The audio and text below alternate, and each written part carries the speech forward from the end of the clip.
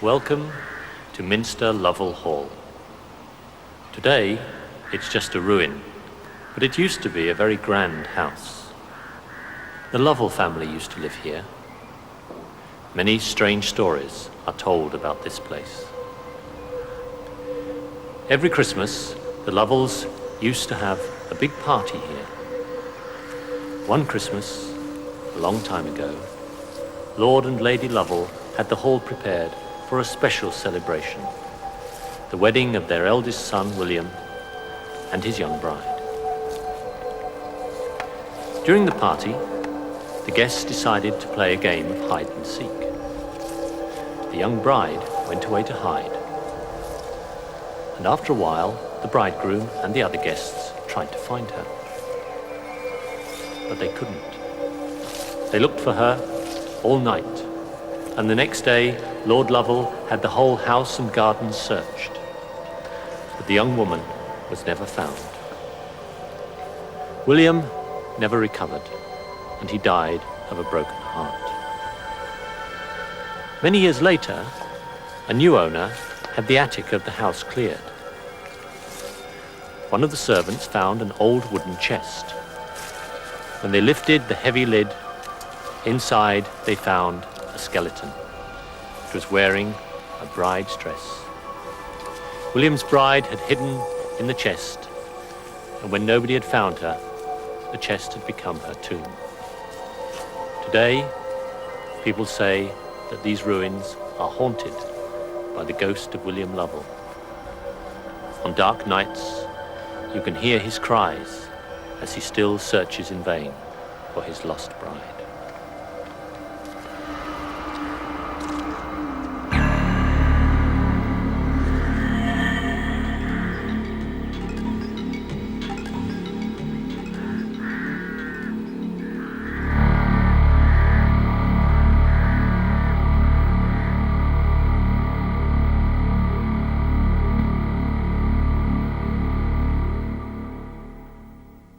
I believe that the girl could have disappeared. I believe that they could have found her skeleton, although it could well have been a hoax. But I don't believe that they heard screams or ghostly wails or anything like that. There's the thing about people hearing the voices, and that I just don't believe that at all. Do you believe in ghosts? It's a difficult question. I'm not really sure. At the moment, no, not really. But I accept other people believe in ghosts, and I think it's possible. I don't believe in anything which can't be explained scientifically and mathematically. Have you ever seen a ghost? When I was about 7, I thought I saw a ghost, but it was actually, I think it was my reflection in the window. I'm not quite sure, but I was very, very scared at the time, because it was midnight and I'd just woken up, so I don't actually believe that it really was a ghost. Can you give any examples of mysteries that can't be explained very easily? Well, the Loch Ness Monster up in Scotland, that's an old legend, I would say, more than a mystery. But nobody knows whether it's there or not, but I don't think it is myself. And also there's the Yeti and Bigfoot in America, and people that all claim to have seen these phenomena, but I don't believe them. Monsters, ghosts, we're all fascinated by mysteries, by the unknown. But the greatest unknown isn't the past or the present, it's the future. We'd all like to know what's going to happen to us in our lives, and we try to find out in lots of different ways. Probably the most popular way of telling the future is horoscopes. There are 12 different birth signs: Aquarius, Pisces, Aries, Taurus, Gemini, Cancer, Leo, Virgo, Libra, Scorpio, Sagittarius, and Capricorn. Your character and your life depend on the position of the stars when you were born.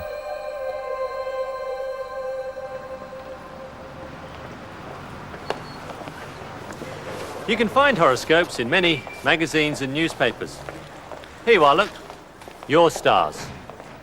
Sagittarius, you've had a difficult time lately, but things will get better from now on. So try and relax more and don't worry about your problems. Or here's Gemini. An exciting offer will come your way this week, but you should be careful.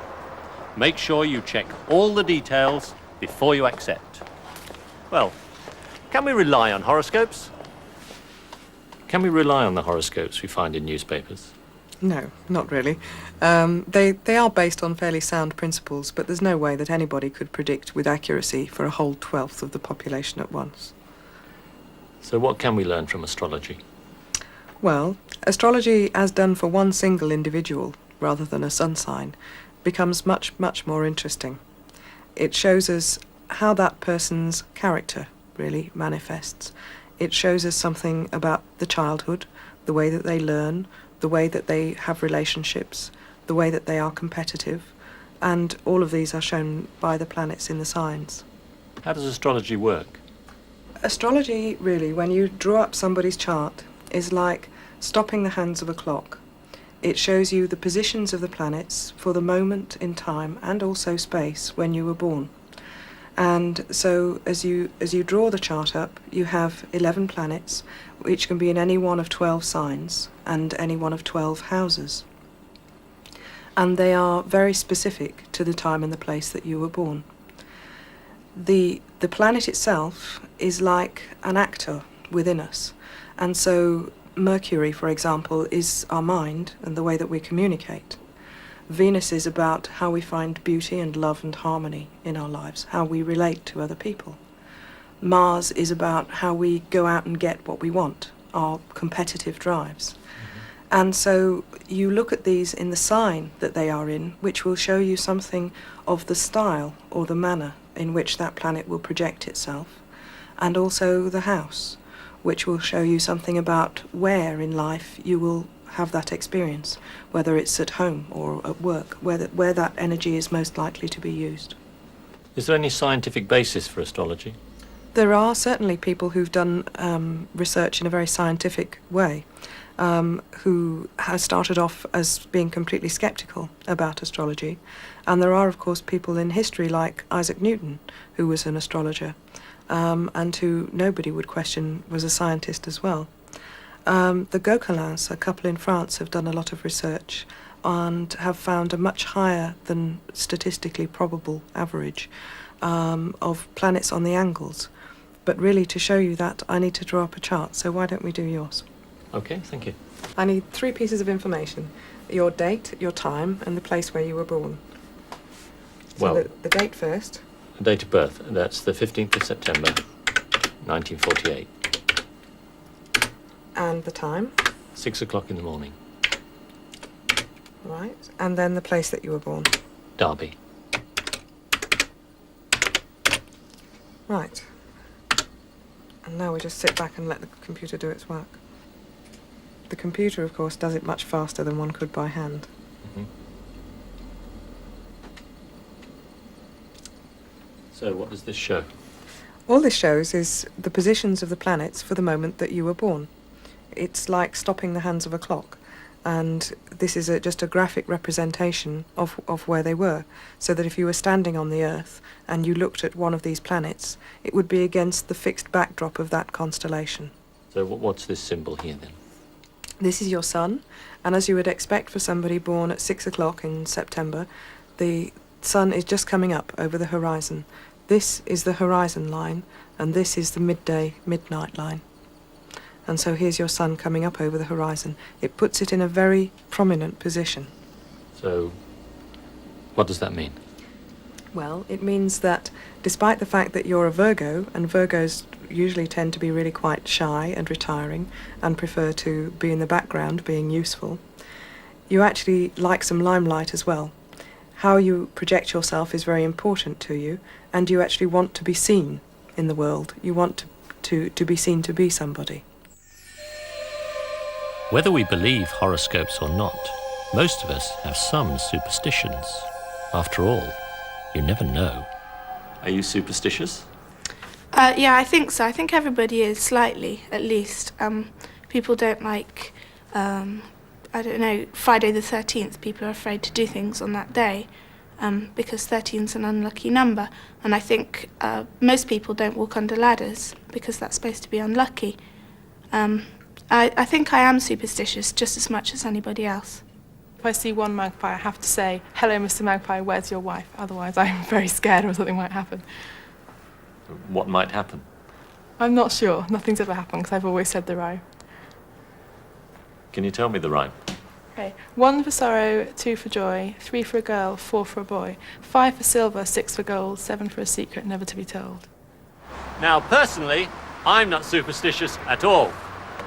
Touch wood. So, fingers crossed, I'll see you in the next project.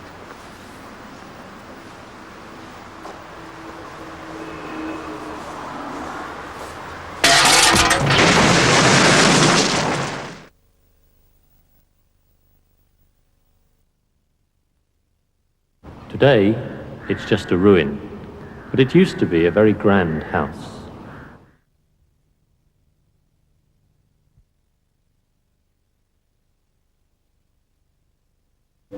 Every Christmas, the Lovells used to have a big party here.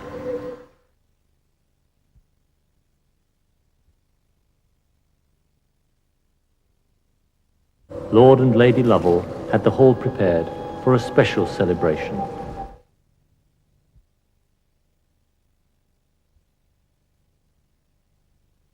Lord Lovell had the whole house and garden searched.